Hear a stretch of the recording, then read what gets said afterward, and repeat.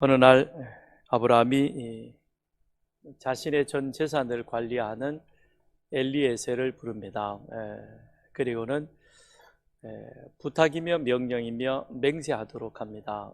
그건 다름이 아니라 이제 내 고향 내 족속에게로 가서 내 아들 이삭을 위하여 아내를 택하여 오라는 겁니다. 그런데 아내를 택하여 오되 내 아들을 그리로 데리고 들어가지 아니할 것을 맹세하라. 내가 너를 보낼 것인데 가서 그 이삭의 신부감을 찾아보고 그리고는 그를 데리고 오라. 만일 신부가 안 따라오려고 하면 어떨까요? 그렇잖아요. 내가 가서 시집 갈 그 남편이 벙어리인지 아니면 귀머거리인지 봐야 될 거 아니에요. 그죠? 맞는지. 그러니까 확인했으면 좋겠다. 아마 그런 취지로 이 엘리에셀이 아브라함에게 다시 묻습니다. 그러면 내가 아들을 데리고 갈까요? 그랬더니 아브라함이 단호하게 얘기합니다. 그럴 필요 없다. 하나님이 이미 다 예비해 놓으셨으니 그러니 너는 가서 하나님이 예비해 놓으신 그 귀한 사람을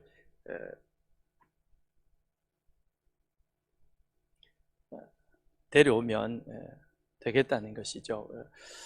그 엘리에셀이 아브라함에게 맹세하고 그리고는 낙타 10필에 신부에게 줄 선물을 싣고 지금 그들이 부엘라 헤로이에 거주하고 있습니다. 헤브론이라고도 하죠. 거기에서 하란으로 먼 길을 떠납니다. 직선 거리로 800km니까 서울 부산을 왕복하는 거리입니다. 지금을 생각하면 안 되겠어요? 약 한 4,000년 전에 가야 될 일이니까 얼마나 멀겠습니까? 그죠? 거기에다가 낙타 10필에다가 여러 가지 보석을 싣고 그리고 많은 사람들과 함께 길을 떠나야 되니 그러니 이건 보통 먼 길이 아닌 것입니다. 갔다가 다시 와야 되는 거죠. 1600km입니다. 그 길을 이 엘리에셀이 마침내 출발을 했습니다. 그리고 하란에 도착한 것을 알고 난 이 엘리에셀이 그곳에서 가장 먼저 한 것은 하나님 앞에 기도하는 것입니다.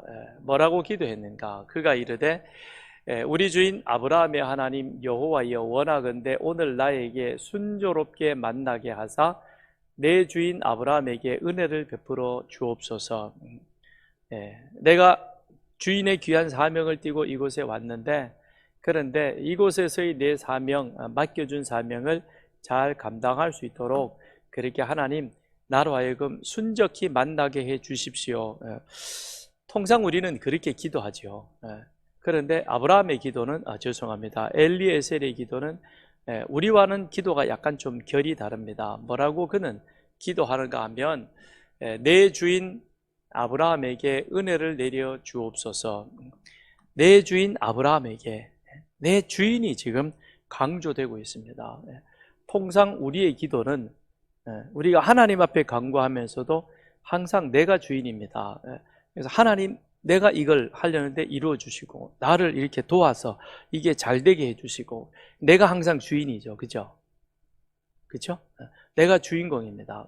그래서 하나님은 내가 원하는 것들을 이루어 주어야 되는 그런 어떤 그 뭐라 그럴까요?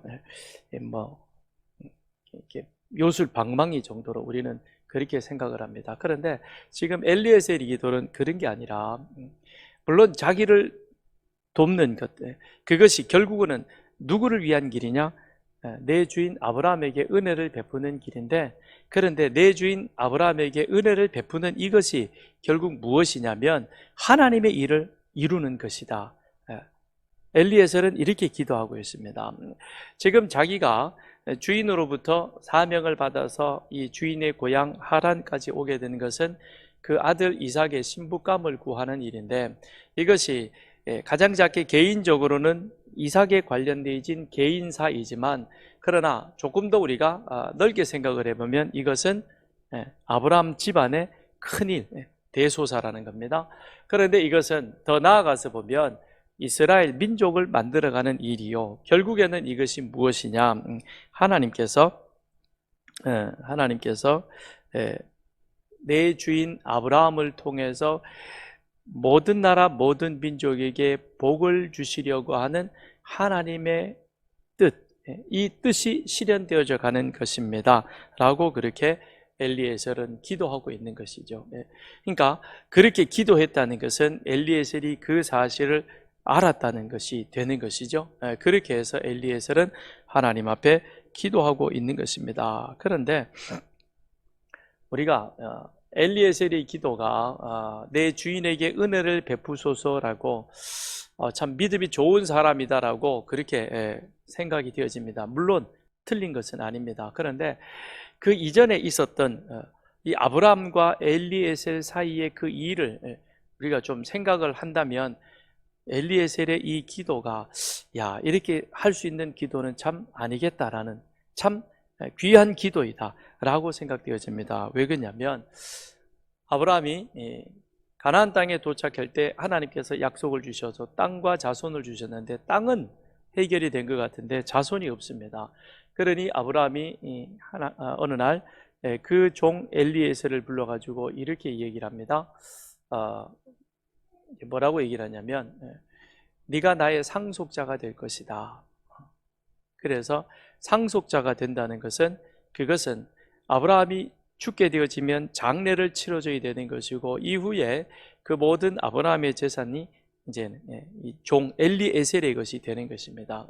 그러면 아브라함이 먼저 죽을는지 사라가 먼저 죽을는지 나중에 보면 사라가 먼저 죽지만 아브라함이 엘리에셀에게 네가 내 상속자가 되어달라. 왜 그러냐?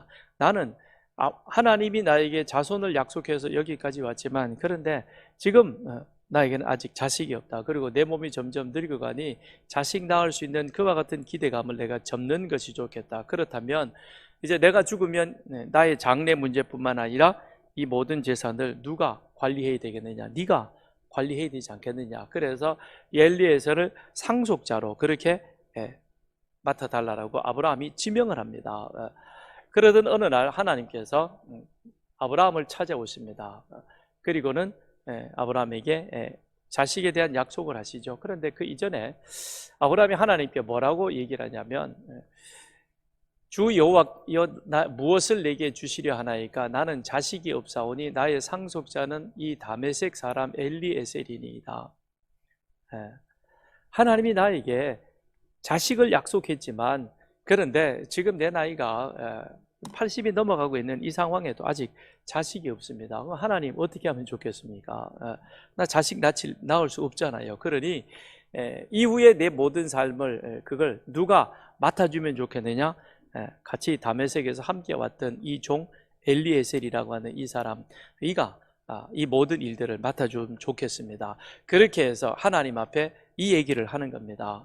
그런데 하나님이 이 말을 듣고 엘리에셀이 나의 상속자입니다 라는 이 말을 듣고 하나님이 바로 그 자리에서 거절합니다. 아니, 너의 상속자는 내 몸에서 날 자가 될 것이다 라고 하나님이 다시 한번 확인해 주십니다. 자손이 있겠다는 겁니다. 그러면서 아브라함을 데리고 나가서 천막 안에서 밖으로 나가서는 하늘에 있는 뭇별을 보게 하면서 내 자손을 이 뭇별처럼 많게 하리라 그렇게 약속을 하십니다. 그랬더니 아브라함이 그 말에 대해서 아멘합니다. 이걸 믿으니 하나님께서 이를 그의 의로 여기셨더라 그렇게 성경은 기록하고 있습니다. 그런데 이 사실을 엘리에셀이 알았을까요? 몰랐을까요? 알았을 거예요. 하나님과 대화하는 내용 그리고 아브라함의 이와 같은 결정하는 모습들 이 엘리에셀이 다 들었을 것입니다. 그러면 한번 여러분 같으면 한번 생각해 보십시오.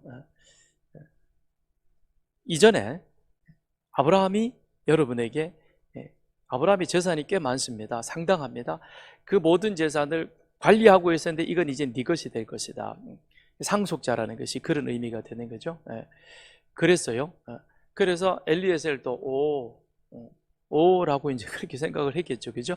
그랬는데 하나님이 아브라함을 찾아오셔서 그 얘기를 하니까 그랬더니 하나님이 뭡니까? 단번에 거절하시고 뭇별처럼 자손을 많게 해주시겠다.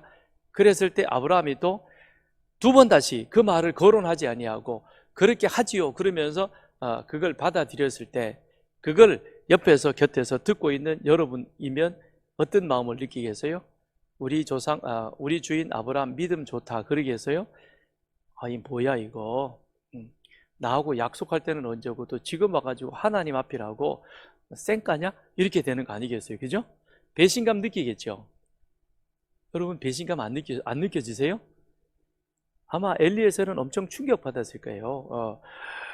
아브라함의 제안을 거절하시는 하나님이 한편으로는 야속하시기도 하셨을 것이고, 그리고 그 아브라함이 아직 자식이 없는데도 불구하고 하늘의 별 보고 이 자손이 이만큼 많게 해주겠다고 단지 약속해 주셨는데 그걸 그냥 덥석 받아서 예 그러는, 아멘 그러는 그 아브라함의 모습을 보면서 배신감도 느꼈을 겁니다. 아니 그래도 그렇지 한 번쯤 하나님 그래도요 이 엘리에셀이 참 괜찮은 사람입니다. 제가 데리고 있어 보니까 지금까지 내 집안의 일에 충성했습니다. 이 정도면 충분히 내 대를 이을 만한 그와 같은 사람입니다. 한번 이렇게 자기를 변호해 줄 수도 있잖아요. 안 그래요? 그렇잖아요? 그런데 그런 것도 없이 그냥 하나님은 노, 아브라함은 아멘, 이걸로 그냥 끝나버렸습니다. 그러고 난 이후에 사라가 죽고 상당히 시간이 흘렀죠. 이삭이 태어났습니다. 그리고 이삭이 지금 장가갈 때가 되었습니다. 그러니까 상당한 시간이 흐른 이후에 이 엘리에셀이 거기를 가야 한다라고 생각했을 때 그때에 엘리에셀의 마음은 어떠했을까? 불편할 수도 있었을 것입니다. 그렇죠? 왕복 1600km를 왔다 갔다 해야 되는 그 일입니다. 그 일에 더군다나 자기도 나이가 많았을 것이고, 그리고 옛날 생각을 한다면 상속자, 근데 지금은 그 상속자를 위한 신부감을 구하러 가는 일, 나는 이게 뭐지? 그렇다면 과연 이 엘리에셀이 하란에서 내 주인 아브라함에게 은혜를 베푸소서라고 이런 기도를 할 수 있었을까라는 것이죠. 그런데 이 엘리에셀에게 있어서는 그와 같은 것이 다 없다는 것입니다. 여러분, 우리가 살다 보면 섭섭한 일도 생길 수 있고요, 상처받는 일도 있을 수 있습니다. 별의별 일들이 우리 안에는 다 있을 수 있습니다. 왜 그럴까요? 부족한 인간이기 때문에 그런 거예요. 저나 여러분이나 부족한 부분이 많습니다. 그러다 보니까 실수도 허물도 많이 있는 겁니다. 그러면 엘리에셀의 입장에서도 하나님 앞에 배신감도 있을 수 있고 섭섭함을 느낄 수도 있을 것이며, 더군다나 아브라함에 대해서는 진짜 저럴 수 있을까? 물론 내가 상속자가 되겠다고 충성한 것은 아니었지만, 그런데 말은 자기가 먼저 해놓고 자기가 먼저 거둬들이고, 그리고 나는 낙동강 오리알 만드니 이러니 야 진짜 믿을 만한 사람이 있겠나, 이런 생각이 들 수 있었을 것입니다. 그런데 엘리에셀은 그런 인간의 묵은 감정에 붙잡혀서 허우적거리지 아니하고 하나님의 뜻, 하나님의 약속, 지금 내가 하고 있는 일이 하나님의 큰 일들, 하나님의 뜻을 이루는 일이요, 그리고 그 일이 내 주인 아브라함을 통해서, 이삭을 통해서 지금 하나님이 그 일을 이루어가고 있다는 이 사실을 이 엘리에셀은 알았기에 그 모든 것들을 거둬들이고 내 주인 아브라함에게 은혜를 베푸소서라고 그는 그렇게 기도를 하는 겁니다. 똑같은 모습으로 지금 다윗도 그렇게 기도하고 있는 것이죠. 먼저 자신을 예수 그리스도의 종이라고 소개한 이 사도 바울은 로마 기독교인들이 믿음 안에서 온전히 서 있다는 그 사실을 듣게 되어진 그로 인하여 그는 감사하면서, 또한 그럼에도 내가 너희들을 방문하여서 함께 같이 복음을 나누기를 원한다는 자신의 계획을 이제 앞으로 펼쳐가는 그 일에 있어서 그는 먼저 하나님의 선한 뜻이 이 로마 가운데서도 이 땅 가운데서도 계속해서 이루어져 가고 있음에 대하여 이 바울은 감사했다는 것입니다. 어떤 경로로 로마의 복음이 전해졌는지, 그들이 지금 어떤 상황 속에 있는지, 그것보다도 더 중요한 것은 지금 이 상황, 이 로마 제국이 다스리고 있는, 그리고 유대교로부터 큰 박해와 반대와 핍박을 받고 있는 이 상황에서 복음이 다른 것도 아닌 로마에까지 누구를 통해서 어떤 경로를 통해서 전해졌는지 알 수 없지만 이미 그들이 복음을 듣고 그 복음 안에서 믿음 안에서 서로 교제하고 살아가고 있던 이 사실에 대해서 바울은 감사하는 겁니다. 그리고 나도 그 일에 같이 함께 너희와 더불어서 더 큰 하나님의 계획을 이루길 원한다는 것이죠. 주님께서 말씀하시면서 예루살렘과 사마리아와 유다 그리고 더 나아가서는 땅끝까지 이르러 때 증인이 되라 하셨는데 지금 그 하나님의 주의 명령하신 부탁하신 일들이 이것이 예루살렘을 넘어서 지금 세계의 중심이라고 말할 수 있는 로마에까지 이루어져 있고 그리고 이제 한편 같이 함께 협력해서 어디까지 가느냐? 땅끝인 서바나까지 이 복음을 전할 그와 같은 기대와 그와 같은 이 부푼 소망 속에 바울은 감사하며 기도하고 있는 겁니다. 우리의 기도도 우리의 신앙도 이와 같기를 바랍니다.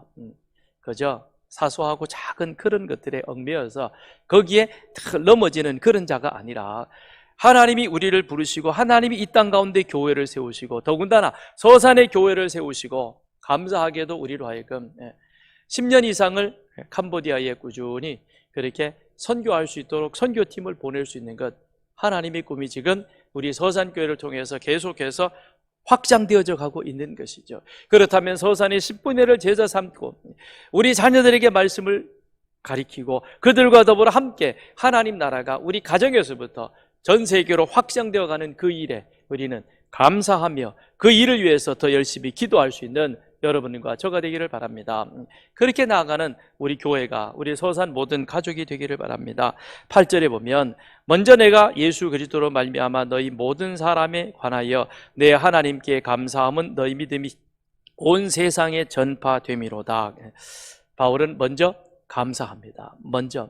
그러면 먼저 감사했으면 두 번째 뭔 일이 있었을까요? 아니요. 바울에게 있어서 순위상 첫째도 감사요. 그 다음에 비중에 있어서도 바울은 감사였습니다. 바울은 처음부터 끝까지 그의 모든 삶이 무엇이었느냐? 감사였다는 것입니다. 우리의 삶도 그와 같기를 바랍니다. 세상은 감사할 조건이 있어야 감사합니다. 자녀가 학교에서 1등하면 감사하고 남편이 승진하면 감사하고 주식이 오르면 감사하고 그렇죠? 그런데 떨어지면 어때요? 안 감사한가요? 세상은 항상 조건입니다. 그래야 거기에 반응해서 감사하지만 우리는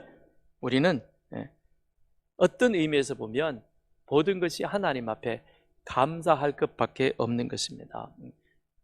감사의 뿌리는 은혜입니다. 하나님의 은혜로 우리는 구원받았죠. 하나님의 은혜를 늘 마음속에 기억하고 있다면 우리가 지금 이 자리에서 예배 드릴 수 있다는 이게 감사일까요? 안 감사일까요? 감사죠. 그죠? 이 가운데 우리가 건강한 모습으로 오늘 이 자리에 나와서 이 자리에 나올 수 있도록 하는 것은 건강만 해서가 아니고요.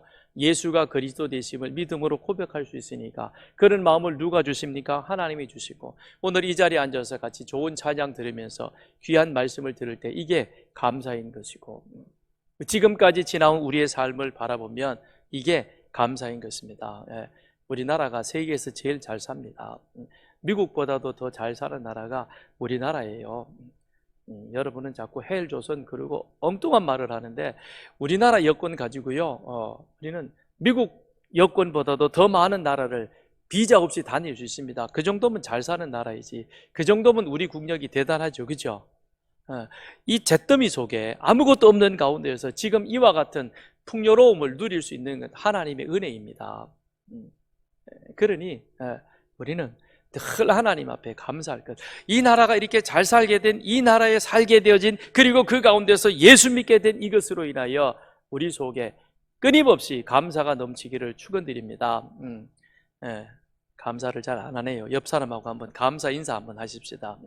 오늘 만나 뵙게 되어서 감사하고 당신을 보니까 감사하고 예배 드릴 수 있으니 감사하고 좀 인사 좀 해봐요. 옆에 나만 보고 있지 말고. 아이고 감사는 동사예요. 명사가 아니고 동사. 행동이 나타나야 감사가 되는 거지. 그렇죠? 감사하십시다. 이 감사의 뿌리는 은혜라는 것입니다.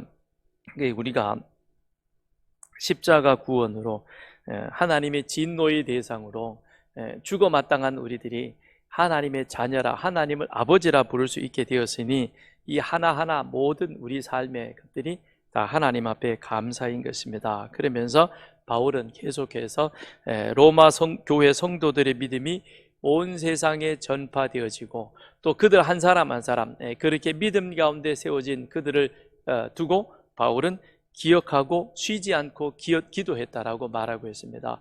바울이 바쁜 사람입니다. 기도할 제목들이 많은 사람입니다. 그런데도 보면 바울은 편지를 쓸 때마다, 교회에 편지를 쓸 때마다, 에베소 교회, 골로새 교회, 빌립보 교회, 데살로니가 교회 쓸 때마다 항상 너희 믿음으로 인하여 너희들의 여러 가지들로 인하여 내가 항상 하나님 앞에 감사하며 기도하노라 라고 그렇게 말하고 있습니다.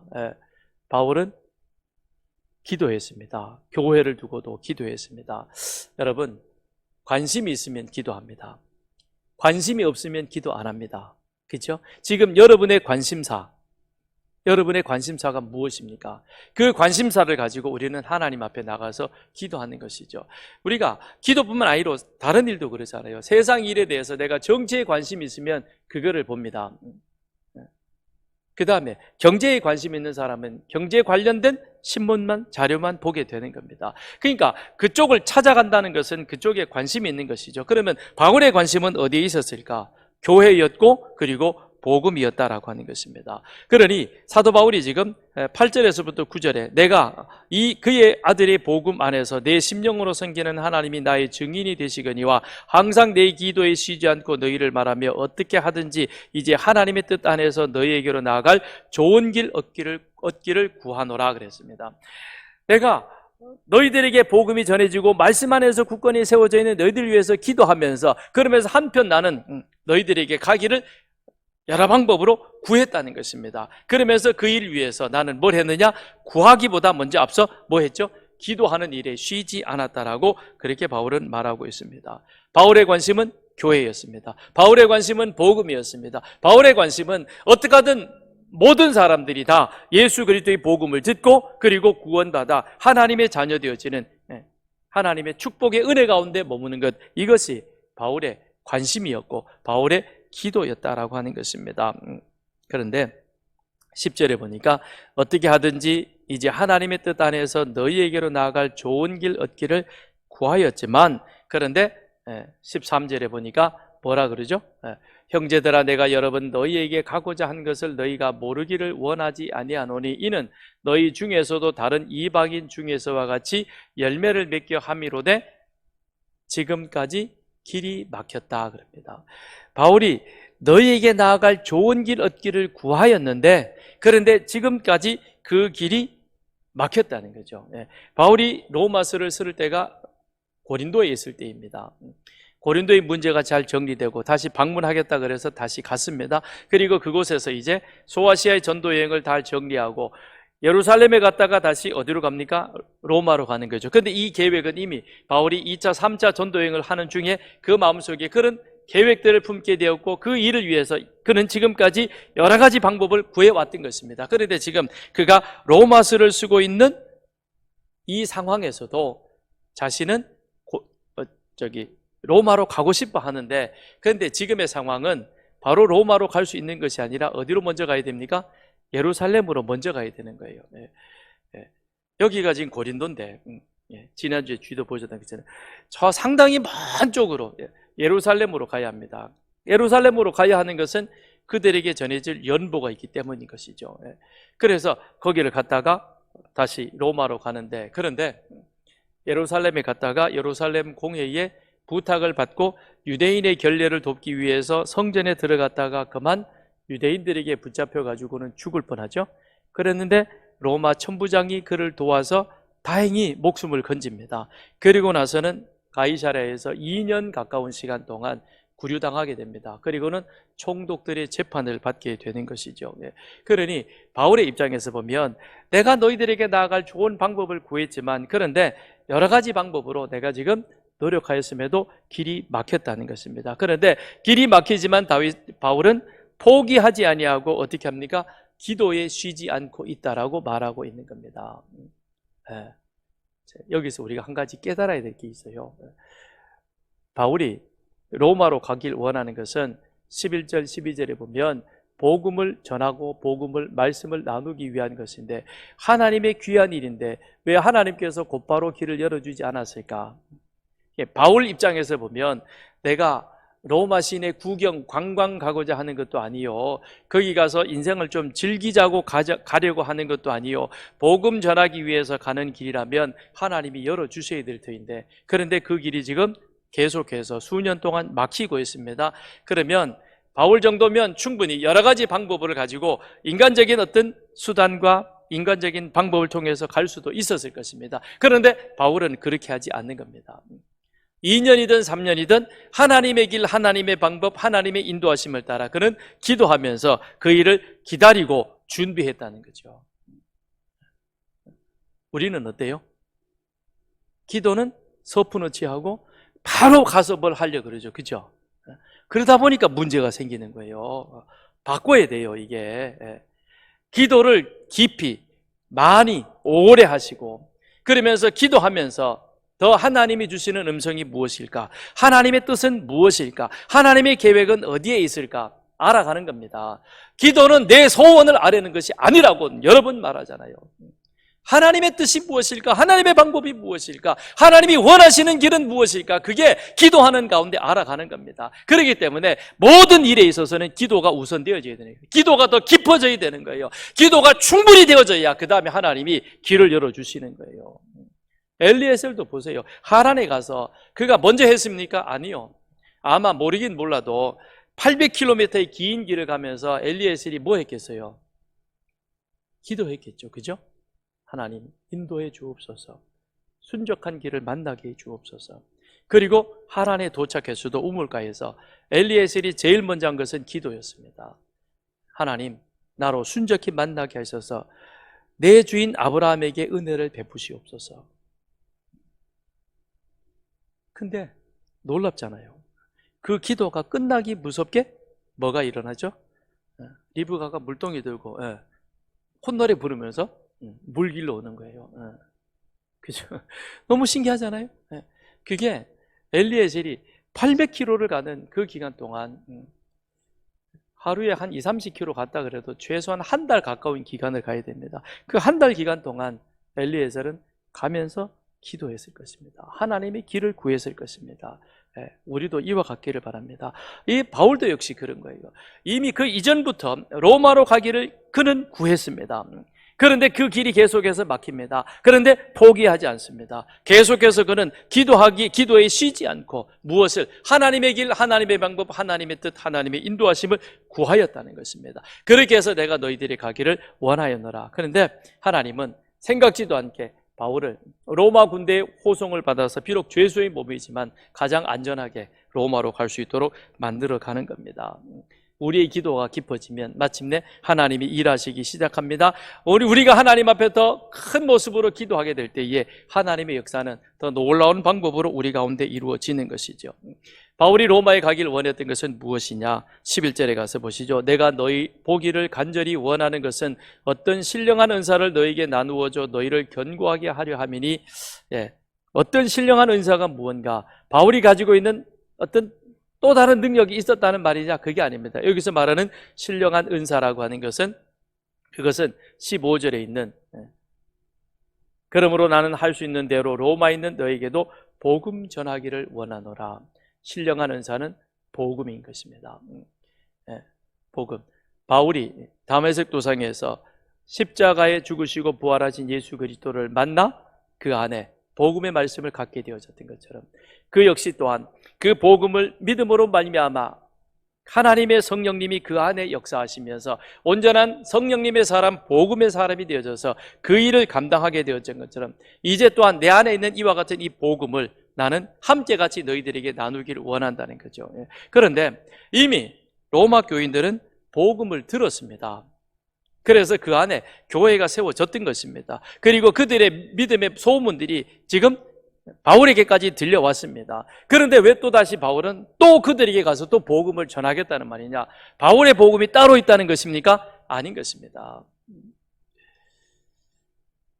사도행전 20장 29절로부터 32절에 보면요, 내가 떠난 후에 사나운 이리가 여러분에게 들어와서 그 양떼를 아끼지 아니하며 또한 여러분 중에서도 제자들을 끌어 자기를 따르게 하려고 어그러진 말을 하는 사람들이 일어날 줄을 내가 아노라. 그러므로 여러분이 일깨어 내가 3년이나 밤낮 쉬지 않고 눈물로 각 사람을 훈계하던 것을 기억하라.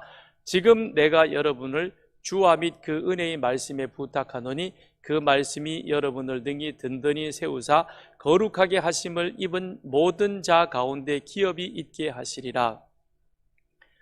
바울이 3차 전도여행을 마무리 짓고 이제 로마로 가는, 죄송합니다, 예루살렘으로 가는 그 과정에 에베소 교회 장로들을 부릅니다. 바울이 에베소에서 3년 동안 그들을 가르쳤죠. 그러면서 바울이 지금 이런 얘기를 하죠.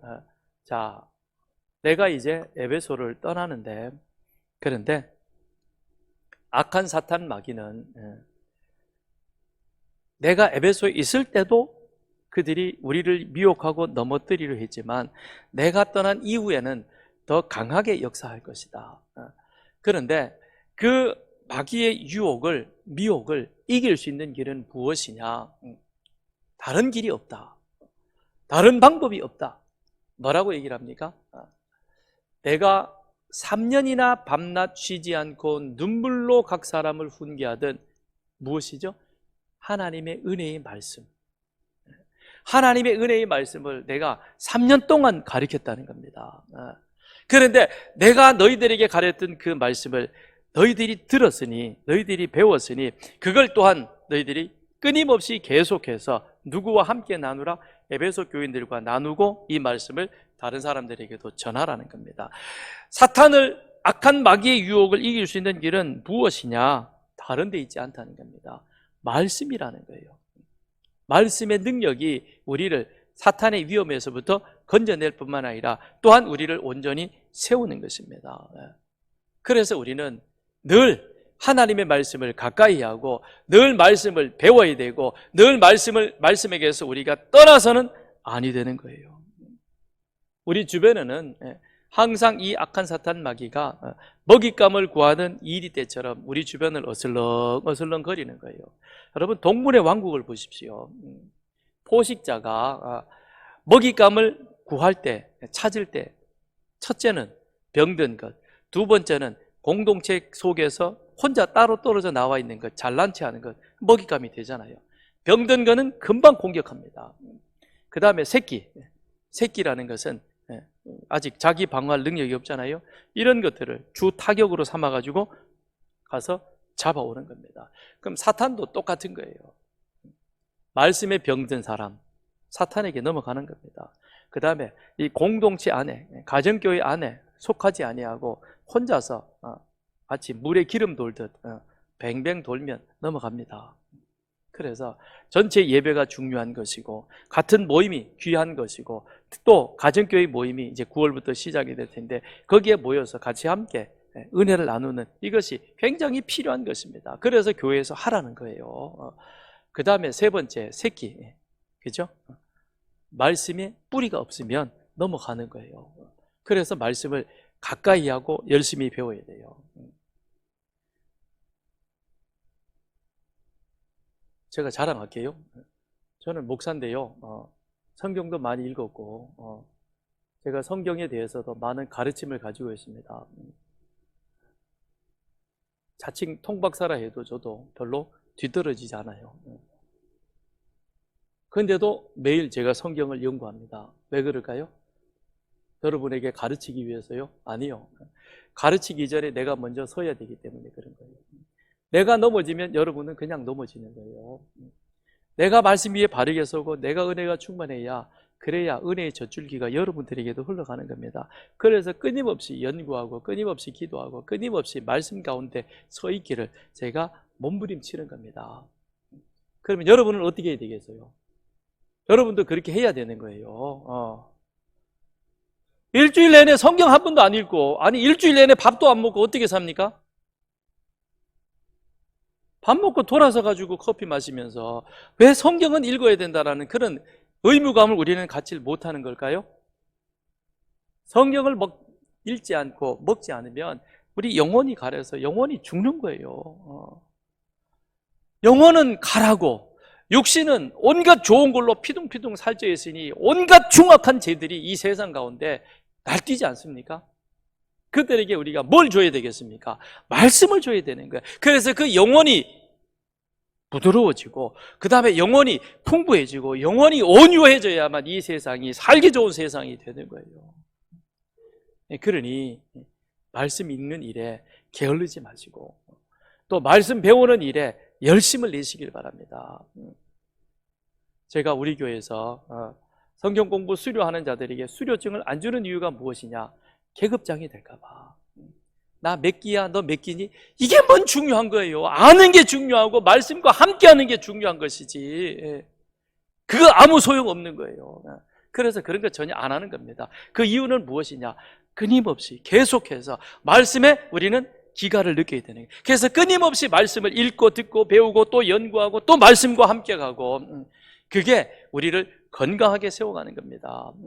이 말씀으로 우리 영혼이 건강해야 가정에서 부부 관계도 건강해지는 것이고, 부모 자녀 간의 관계도 화목하게 되는 것이고, 이 사회도 아름다운 사회가 되는 것이고, 이 나라도 부유하게 되는 것이고. 아멘 좀 해봐요. 아유, 예배 끝날 시간만 기다리는 겁니까?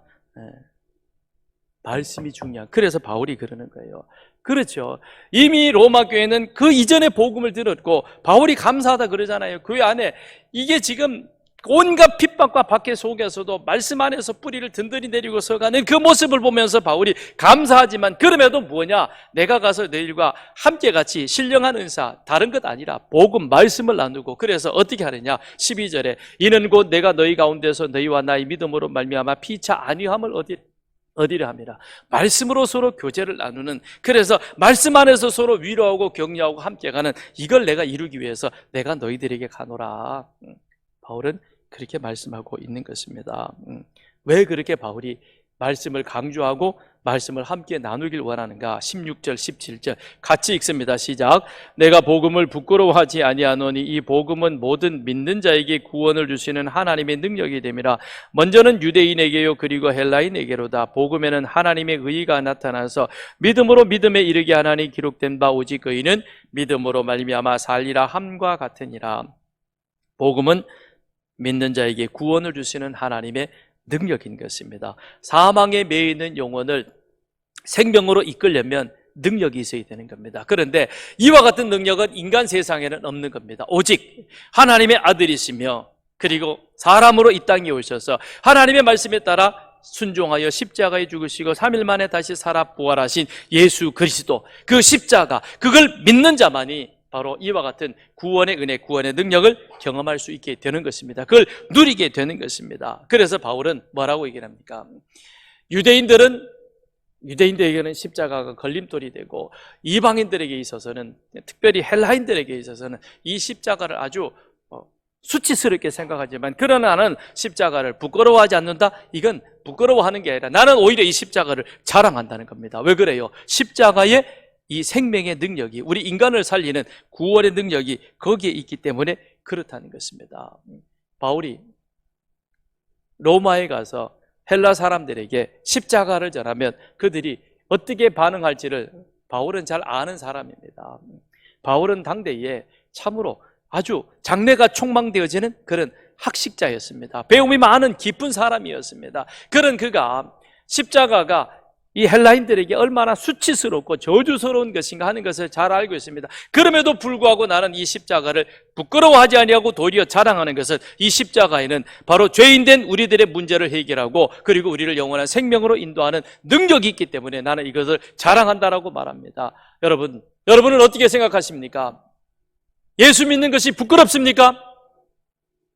밖에 나가서 기도하는 것이 부끄럽습니까? 그건 복음을 부끄러워하는 것입니다. 나를 구원하여 영원한 생명에 이르게 하신 이 십자가 복음이 왜 부끄럽습니까? 자랑스러워해야죠. 오히려 더 당당하게 나가서 그것을 전해야죠. 복음을 자랑스러워하는 여러분 되시기를 축원드립니다. 나는 십자가를 자랑하기 위해서 로마로 간다, 바울은 말하고 있습니다. 왜 그럴까요? 십자가에 해답이 있기 때문에 그렇습니다. 17절에 복음에는 하나님의 의가 나타나서 믿음으로 믿음에 이르게 하나니 기록된 바 오직 의인은 믿음으로 말미암아 살리라. 복음에는 하나님의 의가 나타났습니다. 뭡니까? 우리 인간이 가지고 있는 전혀 해결하지 못했던 수천 년의 역사 속에 인간이 해결하지 못했던 두 가지 문제, 죽음의 문제와 죄의 문제입니다. 이 죽음과 죄의 문제, 인간이 과학이 발달되고 화성까지 가지만 죽음의 문제, 죄의 문제 해결이 됩니까? 못합니다. 오직 어디만이 할 수 있습니까? 예수 십자가만이 할 수 있는 것입니다. 그러기에 나는 이 십자가를 자랑하며 그리고 이 십자가 복음을 전하기 위하여 로마에 간다라고 그렇게 말씀하고 있는 것입니다. 우리는 십자가로 인하여 하나님의 의가 우리 안에 들어와서 그리하여 내 안에 있는 이 부끄러운 수치를 가려주시고 그리고는 하나님께서 우리로 하여금 하나님의 자녀, 나의 의인이라고까지 그렇게 칭해 주셨습니다. 여러분, 이 세상의 최고의 축복은 죄인이 의인 되는 겁니다. 예수 십자가를 믿음으로 말미암아 하나님이 우리에게 너는 나의 자녀이다, 의롭다 칭해 주시지 않습니까? 이게 최고의 축복인 것입니다. 그러면 최대의 행복은 무엇이겠습니까? 그 하나님의 말씀 따라 믿음으로 순종하며 사는 것입니다. 그럴 때 그 안에서 우리는 하나님의 온갖 좋은 것들을 마음껏 누리며 살아가게 되는 것입니다. 바울은 바로 이 기쁨을 알고 이 은혜를 알기에 다시 한번 로마 교회와 그것을 나누며 그 안에서 복음으로 믿음으로 교제 나누기를 원한다. 오늘 우리 안에도 이와 같은 구원의 축복을 알고 그리고 그 믿음의 축복 속에 오늘 주님 안에서 말씀의 교제가 이루어지는 우리 서산교회 모든 가족들 되시기를 축원드립니다.